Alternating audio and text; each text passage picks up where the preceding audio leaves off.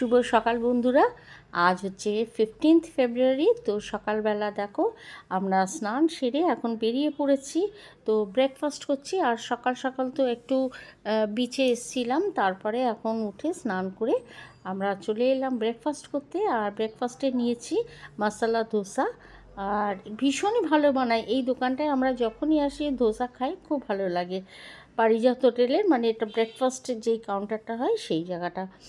তো ব্রেকফাস্টটা করে আমরা ভাবছি একটুখানি এই আশেপাশে একটু ঘুরে আসবো, কেননা এবছর আমরা খুব একটা সাইট সিন দেখতে যাব না, ঠিকই করে রেখেছিলাম। তো সেই জন্য বললাম চলো একটুখানি আশেপাশে যা আছে দেখে আসি। তো চলো বেরিয়ে পড়লাম, আর তোমাদেরকেও ঘুরে দেখাচ্ছি। এইখানে দেখো একটা আশ্রম আছে, তো সেগুলো সব ঘুরে দেখাচ্ছি। ভীষণই সুন্দর, দেখতে থাকো। আর চলো তোমাদেরকে কিছু পুরীর জগন্নাথ মন্দিরের বিষয় কিছু কথা বলি।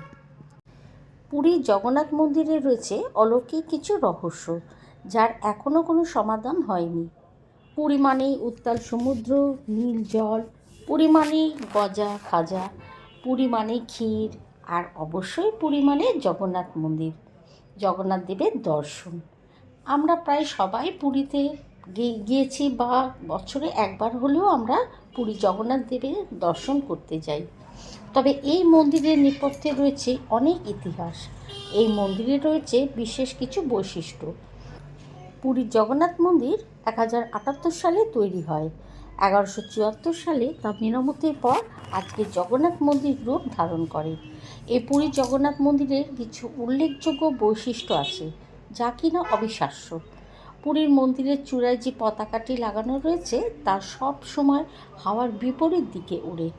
অন্যদিকে মন্দিরের সুদর্শন চক্র, পুরীর যে কোনো জায়গা থেকে তাকালে মন্দিরের চূড়ার সুদর্শন চক্র আপনার সম্মুখীন থাকবে। হাওয়ার চলন সাধারণত দিনের বেলায়, মানে হাওয়া সমুদ্রের দিক থেকে সমুদ্র তটের দিকেই আসে, আর সন্ধ্যের সময় সমুদ্র তটের দিক থেকে সমুদ্রের দিকে হাওয়া চলে। কিন্তু পুরীর ক্ষেত্রে তা ঠিক উল্টো। সকালে তটের দিক থেকে সমুদ্রের দিকে হাওয়া চলে, এবং সন্ধ্যায় সমুদ্রের দিক থেকে তটের দিকে হাওয়া বয়। মন্দিরের চূড়ার ওপর দিয়ে কখনো কোনো পাখি উড়তে দেখা যায়নি, বসেও না। এমনকি কখনো কোনো বিমান মন্দিরের চূড়ার ওপর দিয়েও যায়নি। মন্দিরের ছায়া দিনের কোনো সময় ভূমিতে পড়ে না। সূর্যোদয় থেকে সূর্য অস্ত পর্যন্ত কেউ দেখতে পায় না মন্দিরের ছায়া। সন্ধ্যাবেলায় মন্দিরের দ্বিতীয় সিঁড়িতে পা রাখলে মন্দিরের শব্দ শোনা যায় না, আবার তৃতীয় সিঁড়িতে পা রাখলে শোনা যাবে সমুদ্রের শব্দ। কেন এমন হয় তার নেই কোনো উত্তর বিজ্ঞানের কাছে। পুরীর মন্দিরের জগন্নাথ, সুভদ্রা, বলরামের মূর্তি কাঠের তৈরি। প্রত্যেক 12 বছর পর এটি গোপন রীতি মেনে তাদের নতুন শরীর প্রদান করা হয়। মন্দিরের মুখ্য পুরোহিত স্বপ্নাদেশ পেয়েছিলেন যে মূর্তি নির্মাণের জন্য গাছটি নিম গাছ হতে হবে, তাতে চন্দনের গন্ধ থাকবে, গাছে শঙ্খ চক্র গদা পদ্মের চিহ্ন থাকবে, সেই গাছে যেন কোনো পাখি না বসে, গাছটি সাপেরা ঘিরে রাখবে, এবং পুরনো মূর্তি নতুন মূর্তির নিচে মাটি চাপা দিয়ে রাখতে হবে। পুরীর মন্দিরের সবচেয়ে রহস্যময় জিনিস হলো জগন্নাথ দেবের রান্নাঘর।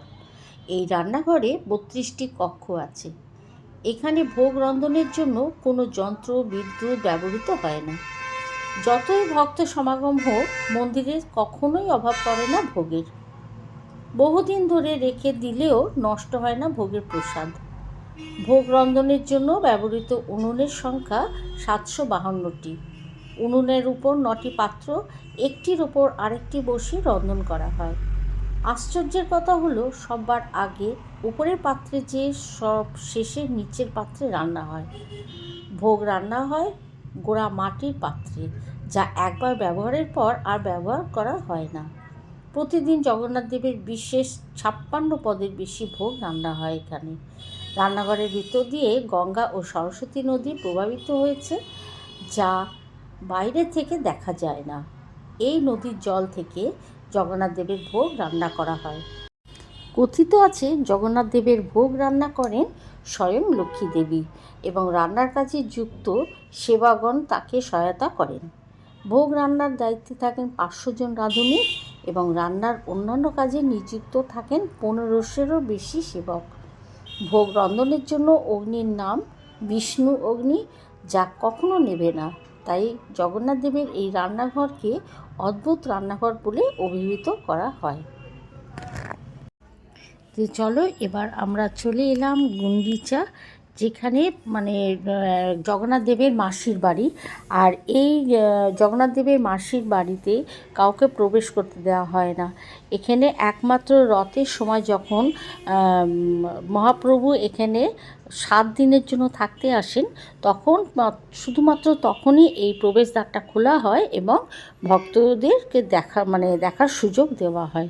তো এখন যেহেতু এর ভেতরে নির্মাণ চলছে, সেই জন্য আমাদেরকে দেখতে দেওয়া হয়নি। তো আমরা বাইরে থেকেই দেখেছি, দর্শন করেছি এবং গেটটা খুলে দিয়েছিল, আমরা সেখান থেকেই দর্শন করেছি।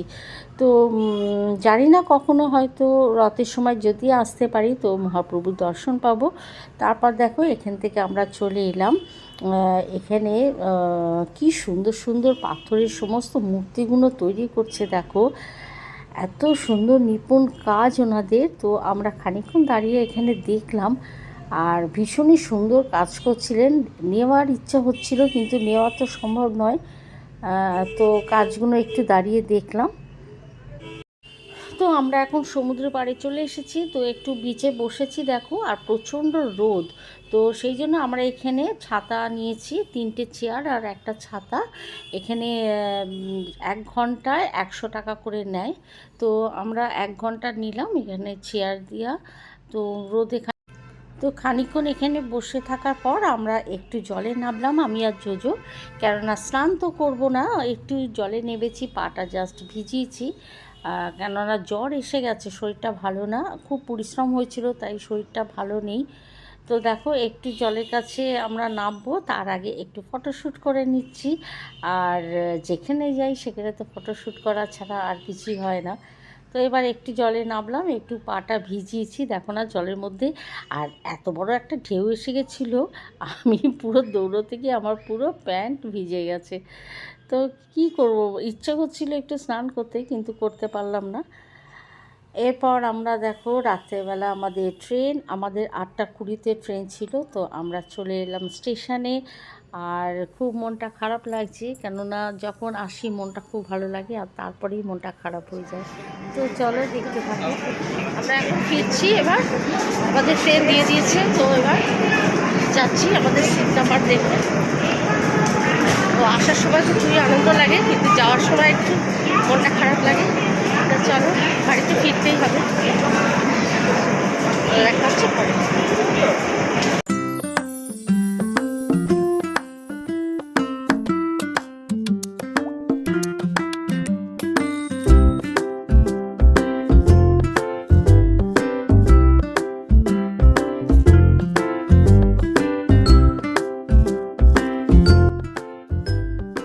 তো এখন বাজে ভোর 5টা, আমরা পৌঁছে গেছি। আর তারপরে আমরা লাইন দিয়েছিলাম এখানে যাত্রীর সাথে, ট্যাক্সি পেয়ে গেছি। এরপর আমি আর জোজো রওনা দিলাম, আর গৌতম তো ভুবনেশ্বর নেমে গেছিলো, খেলা ছিল। তো চলো আমরা এখন হাওড়া দিয়ে বেরিয়ে এখন যাচ্ছি। তো ভিডিওটা কেমন লাগলো অবশ্যই কমেন্ট করে জানিও, আর তোমাদের সাথে আবার দেখা হবে নতুন কোনো ব্লগে। ততক্ষণ সবাই খুব ভালো থাকো, সুস্থ থাকো।